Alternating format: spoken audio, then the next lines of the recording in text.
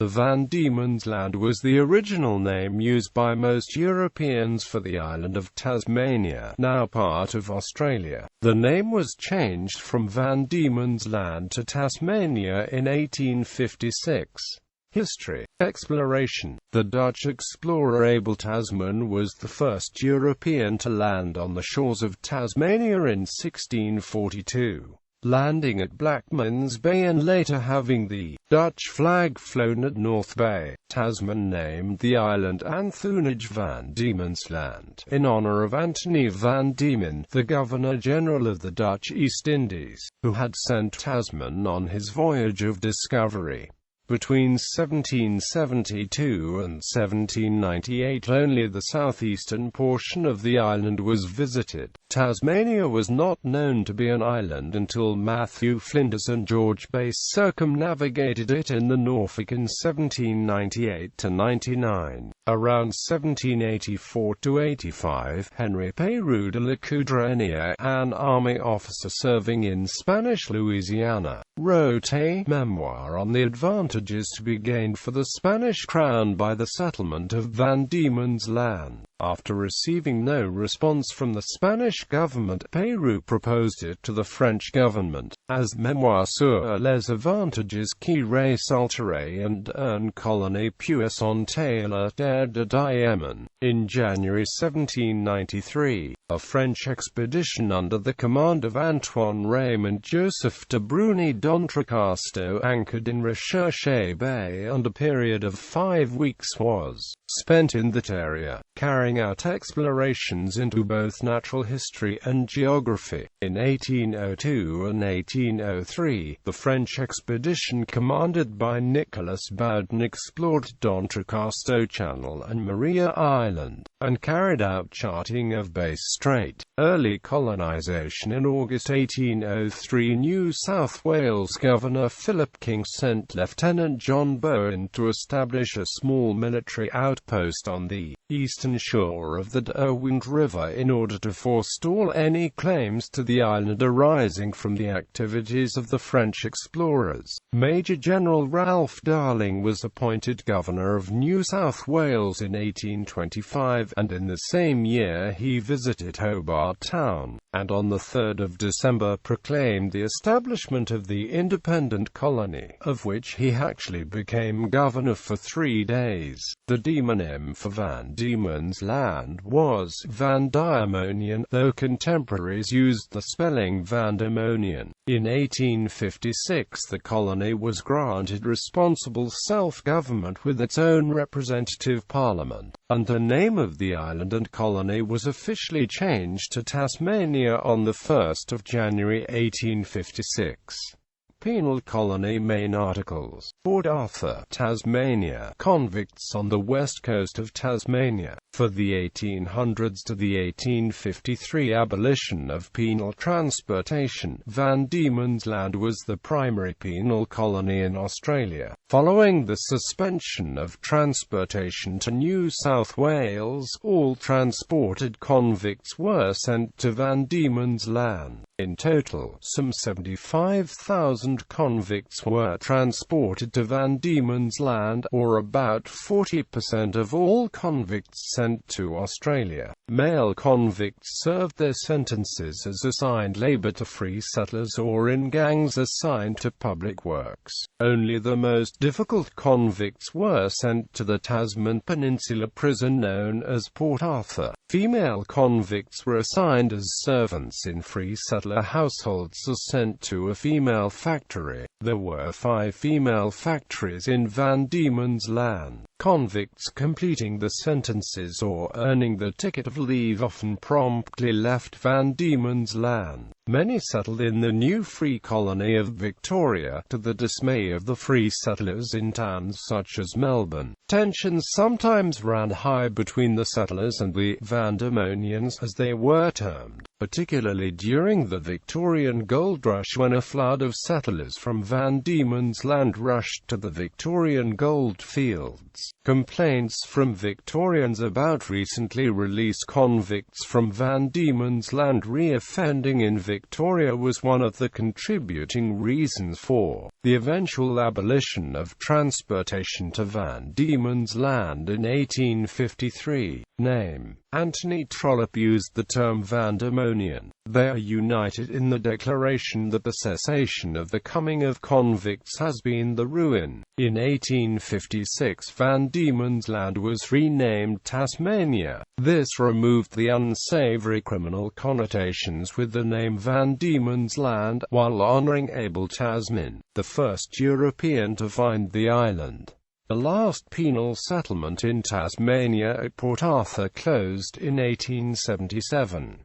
Popular culture. Film: the critically acclaimed award-winning film The Last Confession of Alexander Pierce tells the true story of Alexander Pierce through his final confession to fellow Irishman and colonial priest Philip Connolly. The film was nominated for a Rose d'Or, an Irish Film in Television Award, an Australian Film Institute Award, and won an IF Award in 2009. The feature film Van Diemen's Land focuses on the true story of convict Alexander Pierce and his infamous escape from Macquarie Harbour in 1822. Music: Van Diemen's Land is the title of the second track from the rock band U2's album Rattle and Hum. The lyrics were written and sung by The Edge. The song is dedicated to a Fenian poet named John Boyle O'Reilly, who was deported to Australia because of his poetry. The Van Diemen's Land is referenced in the song The Helm of Ned Kelly by the group Blackbird Realm on the third album titled Under the Starling. Host: Van Diemen's Land is often mentioned in the works of Flogging Molly, such as in the song Every Dog Has Its Day. Stylized band as a rendition of the traditional folk song on their album they called her Babylon. The chorus to the English folk song Magway May says they've sent you to Van Diemen's cruel shore.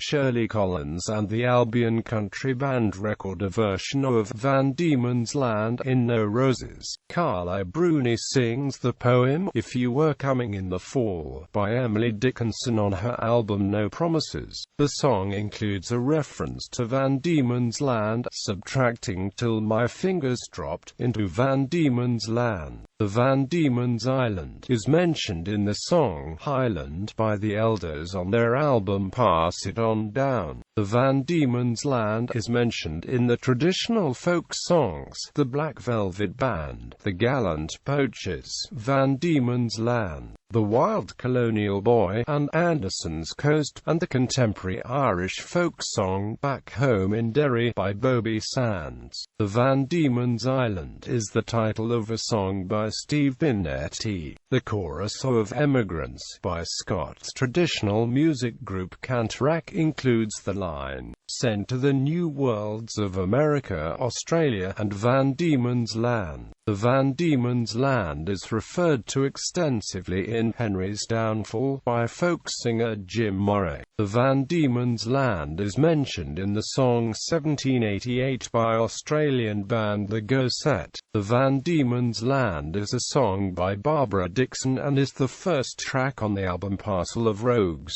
The Scottish traditional song The Braemar Poacher is about a poacher that was caught and sent to Van Diemen's Land. A version of this song can be found on the album Tours of the Irish-Scottish trad band Shantala. The John Renbourn Group album Live in America includes a song entitled Van Diemen's Land. The Van Diemen's Land is mentioned in the song Australia by comedy folk band Folk On. Tom Russell sets Van Diemen's Land as the ship's destination in his song Isaac Lewis on the album Modern Art.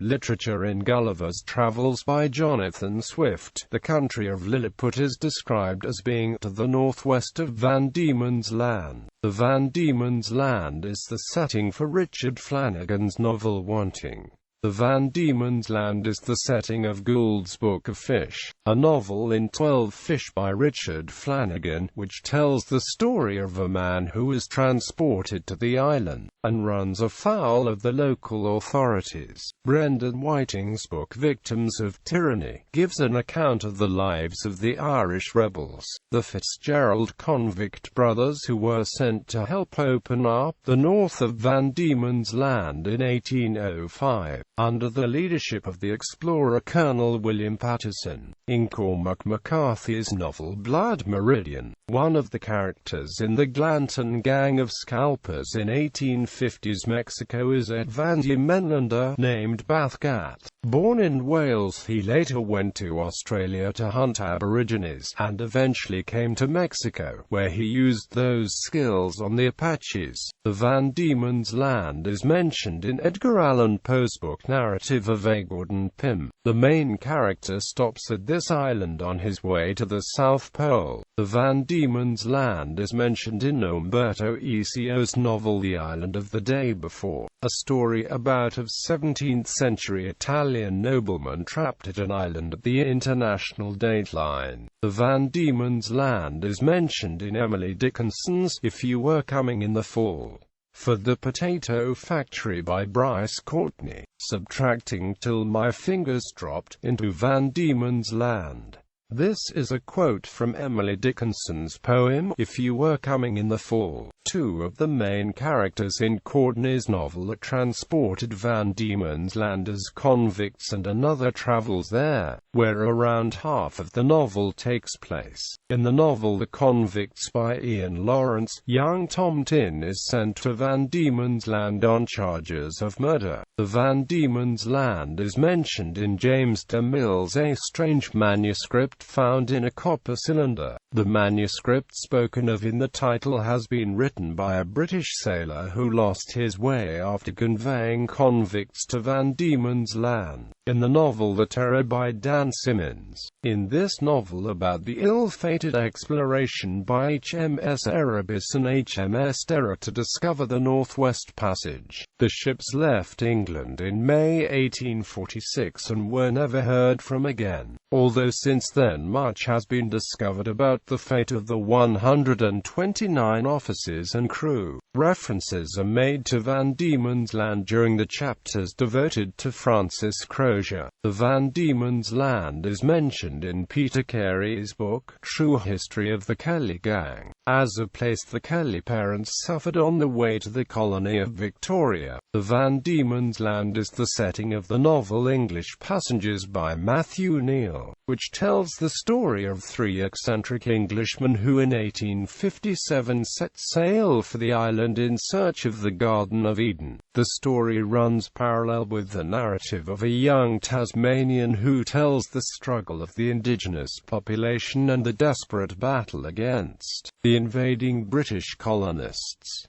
Christopher Kocher's novel Outlive Ireland describes life as a convict in Van Diemen's Land. Richard Butler's novel The Men That God Forgot is based on the historical events of 10 convicts who escaped from Van Diemen's Land to Valdivia, Chile in 1833. Marcus Clarke used historical events as the basis for his fictional For the Term of His Natural Life, the story of a gentleman, falsely convicted of murder, who is transported to Van Diemen's Land. Julian Stockman's nautical fiction series, The Kidd series, includes the book Command, in which Thomas Kidd takes a ship to Van Diemen's Land, at the behest of then-Governor of New South Wales, Philip Gidley King, for the purpose of preventing French explorers from establishing a French settlement on the island. In Charles Dickens's novel The Life and Adventures of Martin Chuzzlewit, the character of Augustus leaves a note addressed to his betrothed to the effect that he has sailed away to Van Diemen's Land. Ere this reaches you, the undersigned will be, if not a corpse, on the way to Van Diemen's Land. Kevin G. Dyer's novel Dark Night in Van Diemen's Land tells the story of a young couple transported to the Port Arthur penal settlement settlement. In Terry Pratchett's Dodger, Solomon mentions Van Diemen's Land as being the furthest you can go from London, it being on the other side of world. In A Conversation with Dodger, in David Mitchell's novel The Thousand Autumns of Jacob de Zoet, refers in Chapter 16 to peoples who do not acquire these machines of power, at best subjugated, like the Indians. At worst, like the natives of Van Diemen's Land, they are exterminated. Mentioned in William Golding's novel Rites of Passage as the destination of a mediocre English clergyman, the Rev. Robert James Colley, who is both comic and tragic.